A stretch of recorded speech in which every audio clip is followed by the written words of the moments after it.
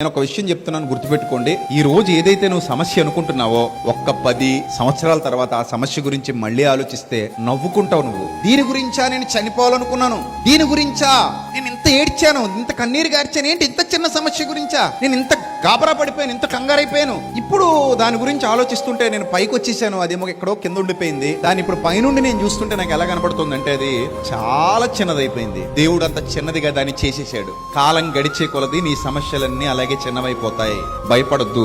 కాలం గడిచే కొలది నీ కష్టాలు కూడా అలాగే తగ్గిపోతాయి, భయపడొద్దు. కాలం గడిచే కొలది నువ్వు ఏదైతే భూతద్దంలో చూస్తున్నావో అవన్నీ కూడా సింపుల్ అయిపోతాయి. ఒకప్పుడు దాన్ని పెద్దది ఇంక ఇది తప్ప నాకు వేరే సమస్య లేదన్నట్టుగా ఊహించుకున్నావు, కానీ అవన్నీ కాలగర్భంలో కలిసిపోయాయి లేవా? మీరే ఆలోచించండి. నువ్వు దేవుని యందు భయభక్తులు గలవాడవు, భయభక్తులు గలదాను అయితే ఆయన నీ జీవితంలో ఉన్న ప్రతి సమస్యను తొలగించగల సమర్థుడు. మొదట నువ్వు ఆయన నీతిని, రాజ్యాన్ని వెతుకుతున్న క్రమంలో ఆయన పట్టించుకోవడం ఆలస్యం, నీకు ఇబ్బందిగా ఉన్న ప్రతిదీ తొలగిపోతుంది. ప్రతి దానిని తొలగించగల సమర్థుడు ఆకాశమందు ఆసీనుడై ఉన్నాడు. ఇది ప్రతి ఒక్కరు గుర్తుపెట్టుకోవాలి.